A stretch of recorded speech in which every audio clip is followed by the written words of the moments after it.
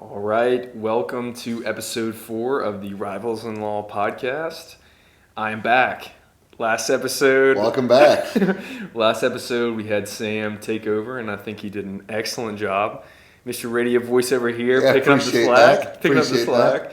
But no, last week my older sister Maggie got married, and so I was out of town. And to keep the consistency, Sam led the ship solo. Super pumped that he got to put it out there, but we had a beautiful weekend. Great to be with family, and happy to be back with this side of the family. Yeah, I'm glad you're back. I'll tell you, just real quick, it's challenging. It's really challenging doing a podcast by yourself, mainly because you don't have that person there that can kind of keep you balanced. So hopefully everyone enjoyed that last podcast. Hopefully it went well.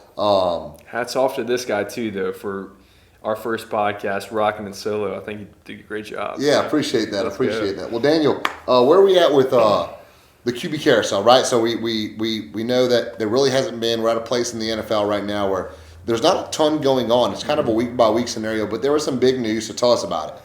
Yep. So as we've kind of gone in each week, there's a couple players kind of to watch, to monitor, and one of the biggest being Lamar Jackson. Right. And so I think our podcast dropped that Monday. Later that Monday, we had some news kind of break and shake the NFL landscape, and I'm going to read a tweet that your boy Lamar Jackson put out. And so I'm going to read a couple tweets. So here it goes. This is last Monday.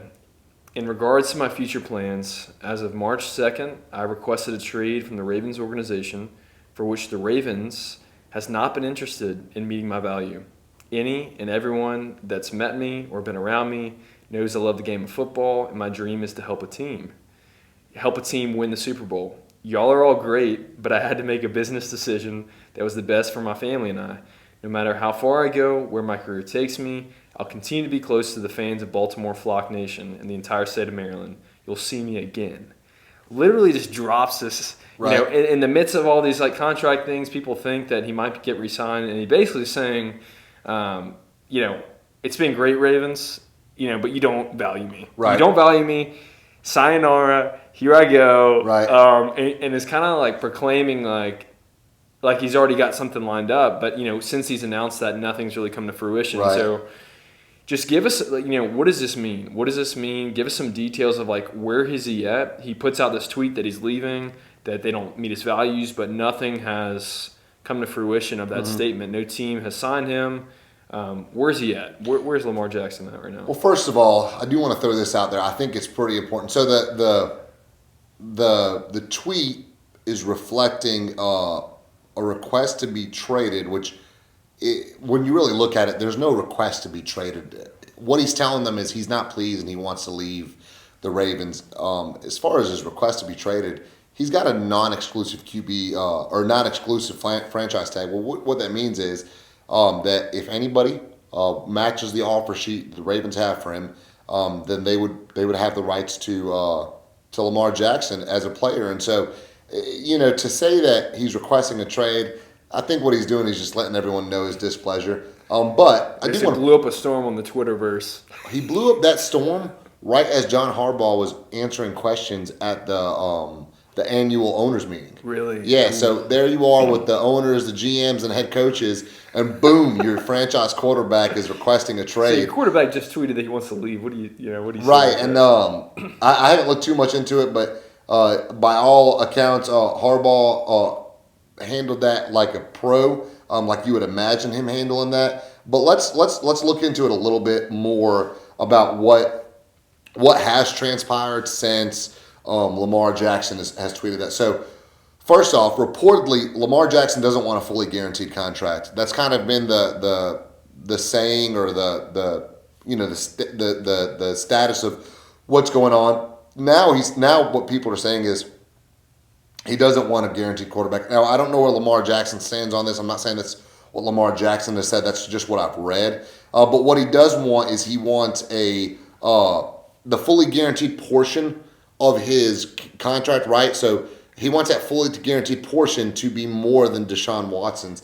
Deshaun Watson signed a fully guaranteed $230 million contract. After all the allegations, he still got that contract, which is crazy. Right, and I think it's important. Let's look at this let's look at this from a perspective that's not personal, right? Because if I had to sign one or two, Lamar Jackson or Deshaun Watson, based on what we know from them, right? Based on what we know about their personal lives and things that they've done, I would sign Lamar Jackson 100% of the time. But as we know, the NFL is a business, right? They're in the business of winning football games, putting out championship rosters, and so let's just look at that. But before we look at that, Arthur Blank. So a lot of names have been thrown around about who's going to go after Lamar Jackson now, and is there a way that these teams can sneak in? So you look at Arthur Blank. He's the owner of the Falcons. They had a little taste of success whenever Atlanta went to the Super Bowl, blew that 23-3 lead to the Patriots. So they've been trying to get back to that place. Matt Ryan's gone now. So Arthur Blank spoke for the Falcons, who were kind of the, what looks like a perfect place for Lamar Jackson to land. And he said, this is Arthur Blank, looking at it objectively, I'd say that there's some concern over how long can he play the style of football that he plays. Hopefully a long time, but he's missed 5 or 6 games each of the last 2 years. Each game counts a lot in our business. And a lot of people have given Arthur Blank flack for that. And I think Tyrann Mathieu even put out a tweet where he said, that the only 2 times that he's seen Lamar Jackson get injured was a result of him being in the pocket. But whenever he's out, he's a tough player. We have to take a little break. I am a proud owner of 32 chickens, and I heard a little ruckus, so I had to make sure my chickens were fine. All is well. The chickens are fine. But with what I was saying, Daniel, sorry about that. Chicken dad. That's a good chicken dad right there. Let's go. Give it up for Sam. So what I was saying was Tyrann Mathieu put a tweet out that Lamar Jackson's this tough player, that he's often not injured, whenever he's playing the way that he is. I'm going to disagree with Tyrann Mathieu on this one point. The issue is not that he's been injured while playing the way that he is. It's while playing the way that he is he going to get injured and shorten his career? Yes. And that inevitably is true, whether or not you're a Lamar Jackson fan or not. The way that he plays the game does lend itself to missing games. So Lamar Jackson has missed 5 games in each of the last 2 seasons, so 10 games total. And the comparison between him and Watson, Watson's only missed a handful of games. I believe he's only missed 3 games his entire career, other than whenever he sat out the entire season. But I want to play a little game with you, right? All right, let's play some games. Come on. So would you rather? This is one of my favorite conversations in sports because I think it's a good thought-provoking scenario here. So would you rather? So you're a Saints fan, Daniel. Right. Who dat? Y'all just signed Derek Carr. Would you rather Lamar Jackson or Derek Carr? Okay. So. And I have my thought that I'll share with you afterward. Yeah. If I'm going to be dead honest, man, I'm very pleased with what the Saints did. And I'm going to stick with what they went with. I'm going to stick with the old Derek Carr. And why I'm sticking with Derek Carr, if I'm looking at the 2 players from a talent standpoint, I think Lamar Jackson has more electricity, has more flash, has more big play potential. But if I'm thinking championship run, if we're just talking logistics here, the Saints can't afford a contract to sign on Lamar Jackson, just out front. And so if we took on someone like Lamar Jackson, we would have to get rid of a Michael Thomas. We'd have to get rid of a Kamara. We would have to lose some big pieces, and he would basically have to carry us from a team that's already subpar. I'm much rather in the camp of sign a Derek Carr who can put the ball in the hands of a Michael Thomas, Chris Olave, could throw dump passes, could make good decisions to some electrifying players. Sure. Because you look at the Drew Brees era. We didn't win it all the time, but we got to the championship with a quarterback who could throw the ball, put it where he wanted to, and he had some great players around him. So I'd rather take the lesser quarterback, put more talent around him to go all the way, instead of, like you said, take Lamar Jackson. He might be more talented, which I think he is. But like you said, signing that kind of contract hit plus an injury. So I'm sticking with Derek Carr. So my thought with the Derek Carr, Lamar Jackson, right? You look at the scenario of cost I think Lamar Jackson has enough talent to offset some of that cost. Okay. If you have a Lamar Jackson, you don't have to have as explosive of an offensive roster around him, right? So if you look at what he did at the Ravens, with the little talent that he had, and he had some good talent, but he didn't have a Pro Bowl caliber roster by any means to work with. So you look at that. You look at who he had around him. He was still able to keep them irrelevant. I'm sorry. And so with that being said, Lamar Jackson's 26, Derek Carr's 32. If I had to pick between the two, I think I would roll my dice with Lamar Jackson because of his age. Right. Mainly because it's those two, right? And so when I'm looking at those two, that's kind of my thought. I'm not by any means saying that the Derek Carr signing's not there, but I'm just thinking about it from that perspective. For sure. If this was fantasy football, Lamar Jackson every day. Sure, every day. But yeah, I'm trying to take the practical approach, see what we got going, and I just don't think we could afford it. Plus, we'd have to let go of the kind of key pieces we already have to make that happen. So right. We'll see what happens this year. It's going to be interesting to see where it shakes out. And before we get off this Would You Rather, I got to throw one back at you before we move on to our next segment. But your boy Tua, who just got the 5th-year deal with the Dolphins, Tua or Lamar Jackson? So I'm a big Tua fan. You know that. With that being said, I'm still going to go Lamar Jackson. Okay. All right. So as far as relative age, right? Tua's 25, Lamar Jackson's 26. Lamar Jackson and Tua both have injury background, so you can't say it wouldn't be fair for me to say I'm going to take Lamar Jackson or Tua over Lamar Jackson because they both had injury issues. They both had issues staying healthy. With that being said, Tua's not asking for a $250 million contract that I know of. But if I had to build a roster right now between the opportunity at succeeding with Tua with a smaller cap hit or rolling the dice on succeeding with Lamar with having less to spend on other players, I'm going to pick Lamar in that regard. For sure. Before we move off of this, let me throw one more thing out there. So a lot of people have been making the comparison of Deshaun Watson and Lamar Jackson, right? And the comparison has been, is Lamar Jackson worth Deshaun Watson money? Now, a lot of people forget how good Deshaun Watson was prior to leaving Houston, right? And so with Houston, he got there in 2017. He only played in 7 games, started in 6. Then he took over the starting reins in 2018, 19, and 20. And then he had that season in 21 where he just didn't play at all. And then he got to Cleveland. So first things first, last year in Cleveland, he had 7 touchdowns, 5 interceptions, only threw for 1,100 yards. Only started in 6 games. Let me say this. From a mechanic standpoint, I can't expect much better from a guy who sat out a whole year and wasn't able to participate in much of the offseason because of the things that were going around him. Again, this is not a conversation about Lamar Jackson or Deshaun Watson, who's a better person, or anything like that. That's not for this podcast to decide. We're not going to talk about that here. But you look at his last season in Houston. He threw for 4,800 yards. It's huge. It's a lot of yards. 4,800 yards. He had a 70% completion percentage.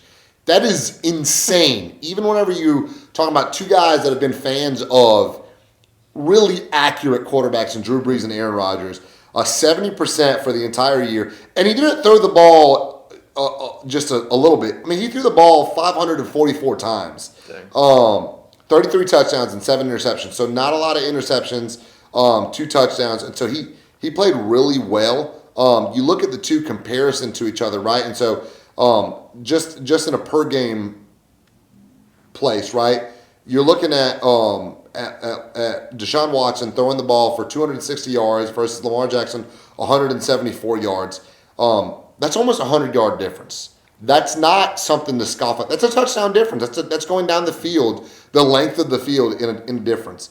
Deshaun Watson passing 1.9 yard touchdowns per game. Lamar Jackson 1.4. Not a huge difference. Sacks. Deshaun Watson took a lot more sacks. Again, that's something that you can't look at the single quarterback and say that's the difference, because a lot goes into that. The offensive line that each team was playing for, so on and so forth. And again, this is a per game basis based on their career stats. And then you look at rushing. Lamar Jackson attempted about 10.4 rushes per game, while Deshaun Watson 5.7. So almost double. And the yards were about double. 63 yards per game for Lamar Jackson and 30.9 yards for Deshaun Watson. The reason I bring that up is you're not looking at a big difference. You're looking at 30 yards. That's one long run. Again, a lot goes into this, but I don't think you can look at it and say Deshaun Watson's not worth the money because Lamar Jackson's not getting it. It's not that easy to say that. Deshaun Watson, if he can continue playing at the rate that he was playing at when he left Houston, if he can get back to that, he's worth that 230 all day because he's going to win a championship. So it's for Lamar Jackson to say he wants a bigger contract than Deshaun Watson. I don't see it. I don't see that being something that you could really look at and say, hey, this is something that you would make that decision. Like I said, if you had to take out all the human aspect out of it, all the personal things out of it, between Lamar Jackson and Deshaun Watson, in my opinion, I'm choosing Deshaun Watson all day, because I think you can get further with a Deshaun Watson than you can with Lamar Jackson. So it'll be interesting to see how it shakes out, and because that contract was out there with Deshaun, Jackson sees that. I want to go above that, and it's all the apples to apples. Right. But yeah, that kind of, we have a good segment here where we covered Lamar. I think that's the biggest thing that we saw kind of like in the NFL this week. But a exciting thing that kind of came around, which kind of ties into what we're passionate about as well, is some college showings. We had some pro days at both LSU and Alabama. Our rival schools, and so I want to take a little segment. LSU had a big day today, huh? Yeah, well, I was gonna transition real quick. Okay. I just want to give a quick shout out. As you can see, if you're on the podcast, you can't see it, but I'm repping an LSU polo. Big shout out to the women, the college basketball women's team. Secured the rings today with a national championship win. In just 2 years. In 2 years. Kim Mulkey, this is a coach who came from Baylor. She won a national championship as a player at Louisiana Tech. Mm-hmm. She came back as a coach in her second year, got to the national championship, won it. Sure. This is the first, I know we're on a football podcast, but this is the first basketball national championship from either men's or women's at LSU. So it's a big day. Had to give a shout out to them before I go into the football players. So we just watched that before we went live here. So great job, Kim Mulkey and the team. But as we move on to the football side of it, we had a great showing at the pro day for LSU. There were some people in attendance, most notably Bill Belichick, the head coach. Not only scouts came, but head coach Bill Belichick came down to Baton Rouge, was present.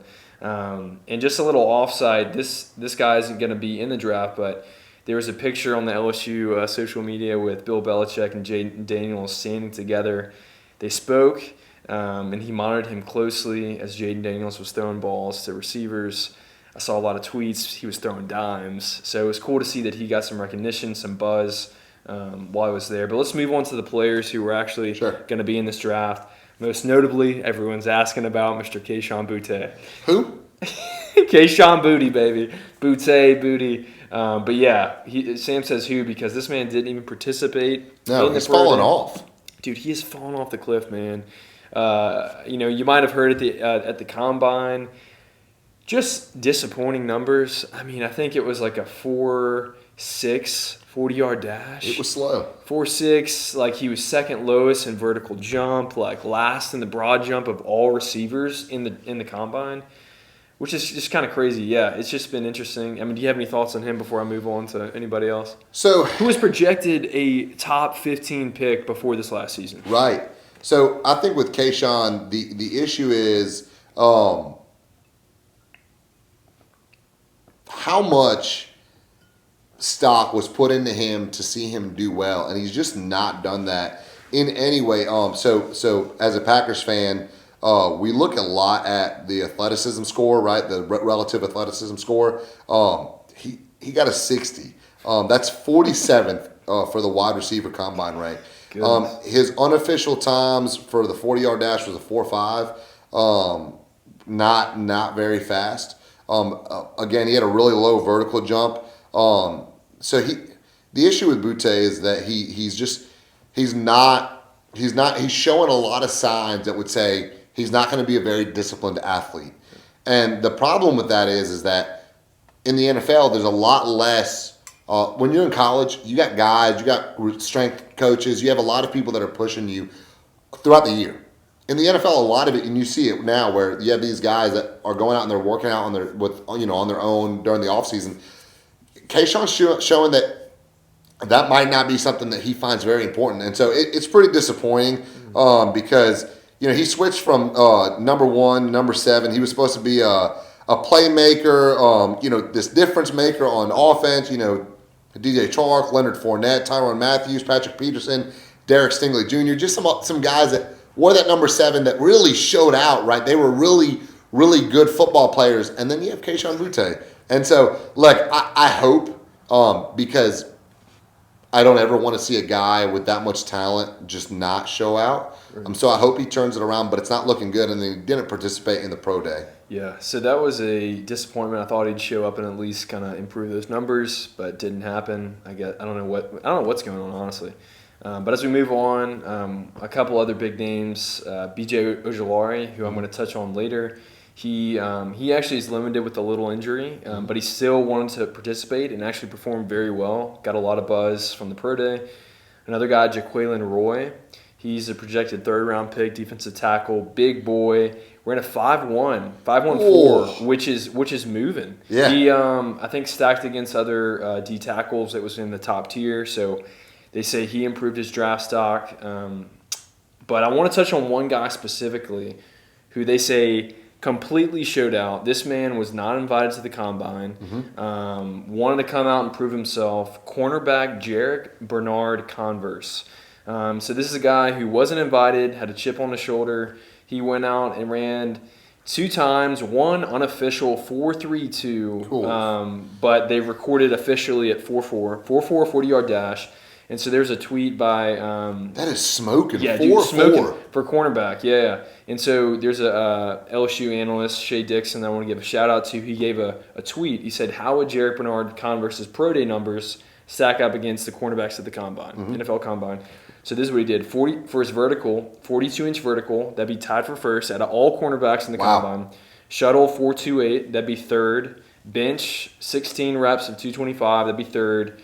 The cone drill, he would have been fourth. His 40-yard dash tied for sixth. Wow. And so he would have been top-tier cornerback prospect. So his draft stock immediately went up. And so those are a couple guys I want to highlight. Shout out to Jarek Bernard Converse for showing out. So what about on the other end of the stick at Bama? Yeah, so not too much that we don't know already, right? So you got 3 or 4 really good prospects that are coming out of Bama, right? You have obviously Bryce Young. So let's start with him.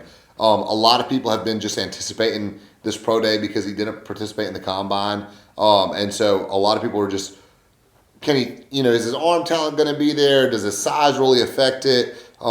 He threw for over 40 passes at the combine. At the pro day. And so that was big because he put to rest a lot of kind of the shade that was being thrown at him.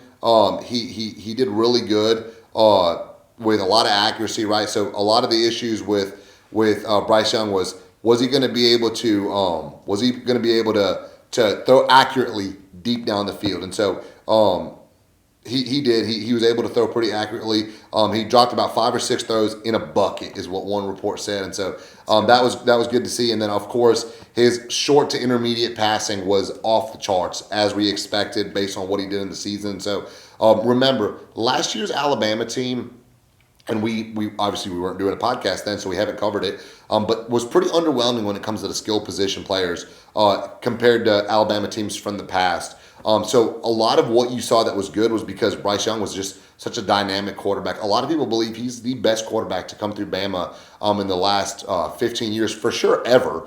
But the last 15 years, which is huge when you consider Jalen Hurts, Tua Tagovailoa, Bryce, Jalen Hurts, and then obviously Bryce Young, Mac Jones. Just so many good players that have come through there at the quarterback position as of late. But he did really well. Showed that he's got that precise accuracy down. With a quarterback of his stature, you have to be able to be accurate. Think Drew Brees.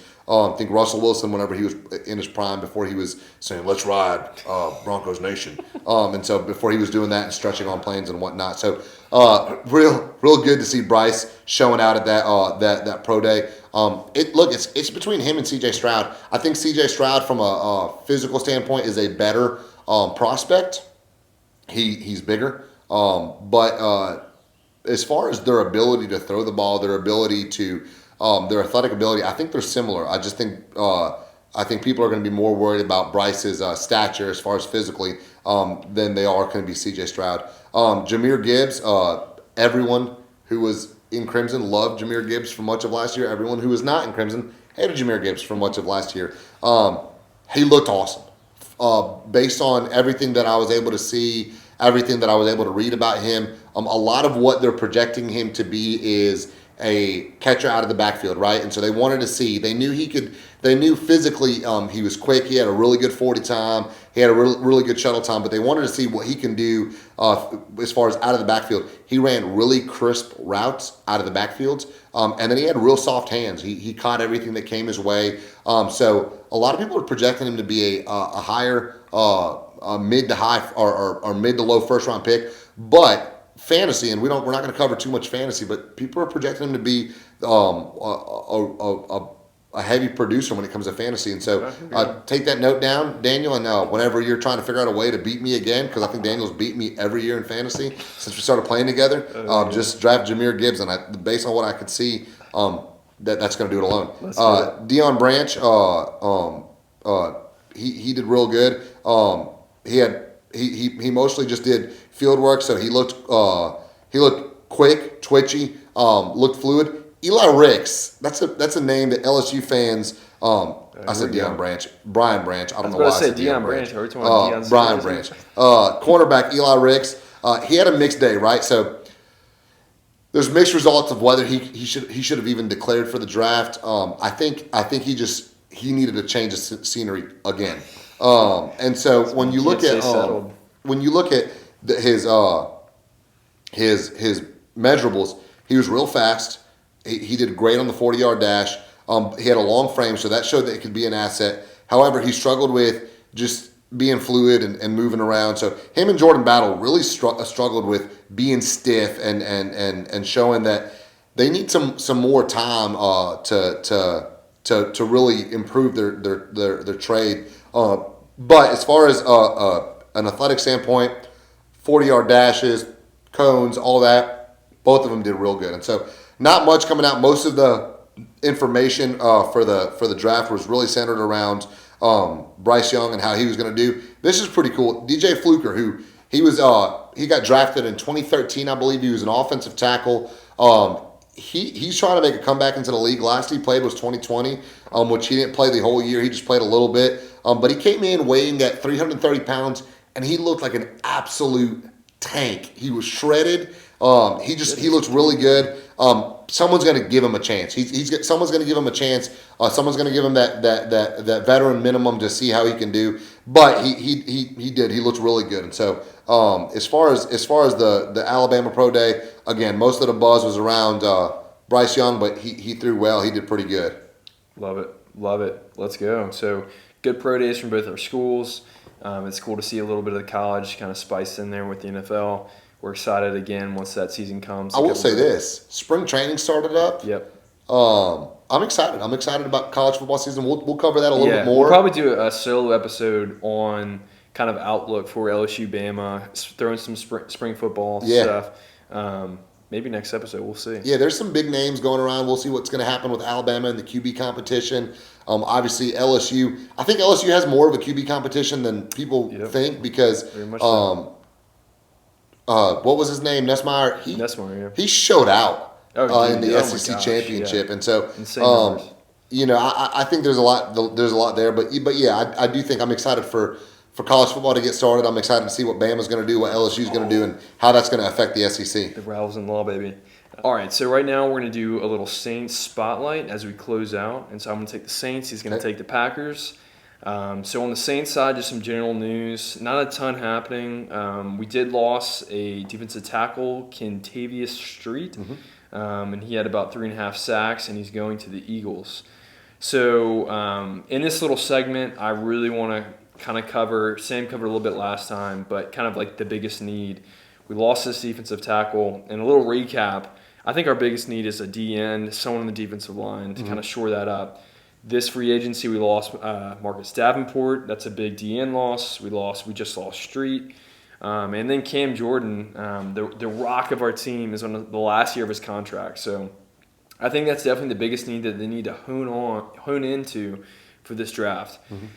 And so going into the draft, the Saints got 8 picks, and they didn't have a first-round pick going into this season because they traded all the way last year to go up to get Olave, which, he panned out. He's a great player. Right. But a little sneakily, in the Sean Payton coming back, going to the Broncos, they owed us a couple picks. One of those being a round 1 pick, number 29 overall. So now we're back in the first round. Right. And so as we're looking at the needs, DN, I just want to cover 2 prospects that we're looking at for needs of what could potentially go at the 29th. And, my gut is I think they should go for a DN to get a difference maker at that DN position. And I first want to hone in on a homegrown boy, B.J. Ojolari, who's projected late first round, early second, right there at that 29th pick. I think he'd be a great fit. Right. Going from LSU to the Saints, he was definitely just a leader. He wore number 18 at LSU, which goes to kind of the captain of the team who's heading the ship out. He had 58 tackles last year, 6 sacks. And I just think he's a great leader, a great presence. Of course, he was the opposite side of Harold Perkins. Harold Perkins got all the flash, all the attention. Right. But BJ really opened up those lanes for a lot of that to happen. And so I think B.J. Ojolari, his stock has definitely risen, especially in this past year. So that would be really special if they could secure someone like him at that first pick to kind of fill in, to either be a predecessor for Cam Jordan, to take over Davenport's spot. And then another guy on the board is Miles Murphy, who's seen his draft stock rise as well. He's a Clemson Tiger, another Tiger. He had 40 tackles last year, 6.5 sacks. I think he was, projected late first round, but now they're projecting him potentially in top 15. So I don't know if he's going to already be gone at that point, but maybe he slips down. The Saints pick him up. But those are just 2 DN prospects I wanted to cover.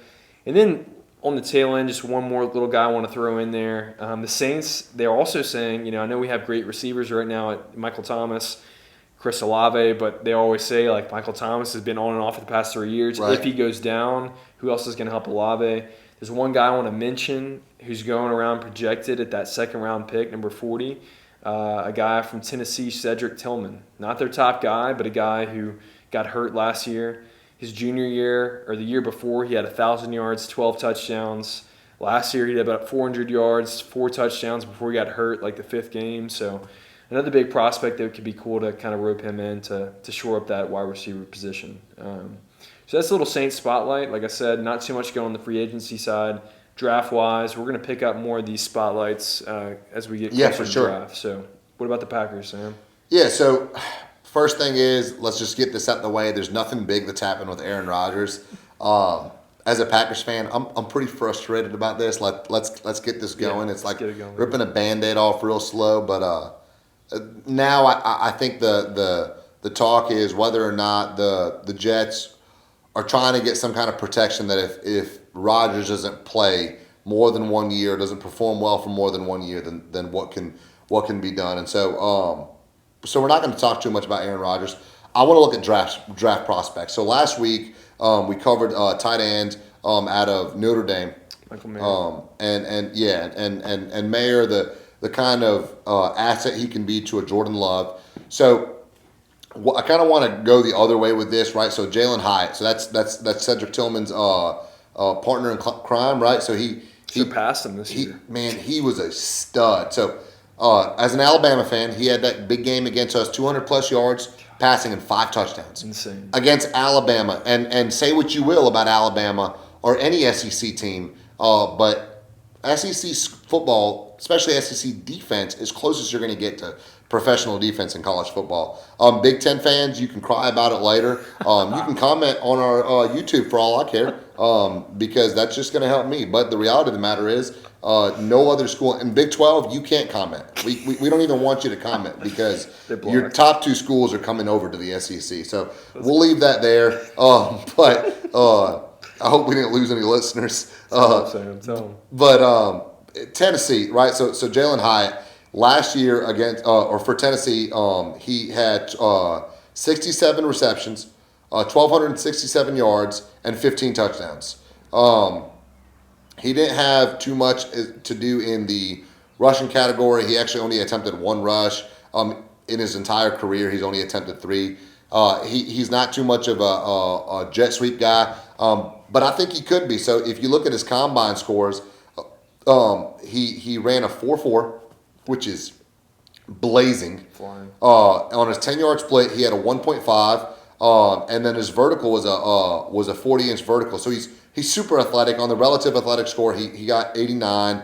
On his total combine score, he got an 89. He was first overall in both of those on wide receivers at the 2023 combine. So he's the most athletic receiver available right now, or on the board right now. Obviously, all of them are on the board, but in the combine, going into the draft, and so. Super athletic. I think he could be a real compliment to a Christian Watson.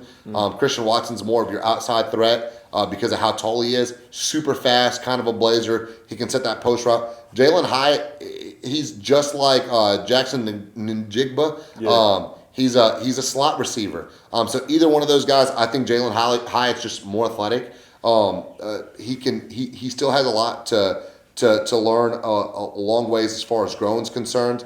But I think he could be somebody that the Packers can look for. They really value their athleticism whenever they're drafting. And so when you look at who the Green Bay Packers have drafted in years past, he's similar to a Randall Cobb. And I think he could be somebody that's on their board. And so we'll see. I think a lot of this depends on where they are in the draft. I don't think Jalen Hyatt's a top 15 pick, but he could be a bottom half pick. And so it just depends. Are they going to move up to 13? Are they going to get the Jets pick? Are they going to stay at 16? Are they going to have both? We'll see where that goes. But we're going to do a little bit more in-depth dive on these draft prospects in future rounds or in future episodes.